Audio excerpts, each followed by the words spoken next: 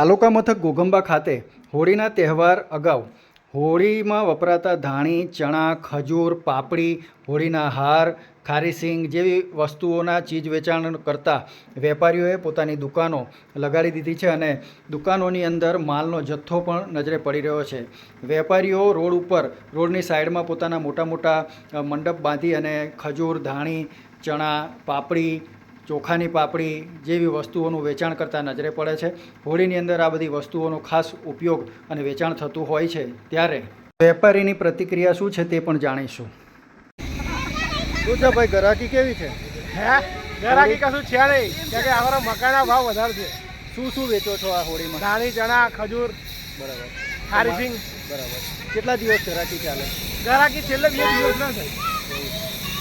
ગુલાબ, મોગરા જેવા બાગાયતી રોપા, લીંબુ, ચીકુ, આંબા જેવા તમામ પ્રકારના છોડ છૂટક તેમજ જથ્થાબંધ ભાવે ખરીદવા માટે આજે જ સંપર્ક કરો ધવલ નર્સરી એન્ડ ફાર્મ, મુકામ કોલિયારી, તાલુકો જેતપુર પાવી, જિલ્લો છોટાઉદેપુર.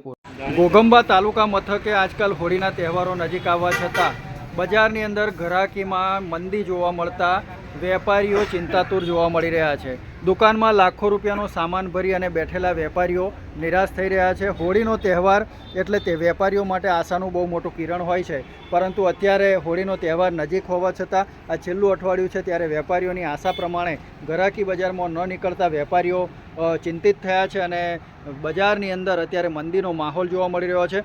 શું નામ છે આપનું? મિતુલ શાહ. કયું ગામ? ઘોઘંબા. અત્યારે હોળીનો તહેવાર નજીક છે.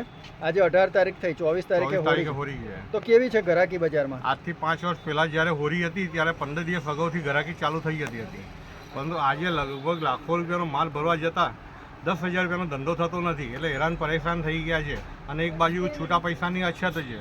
માર્કેટમાં કોઈ જગ્યાએ છૂટા પૈસા મળતા નથી.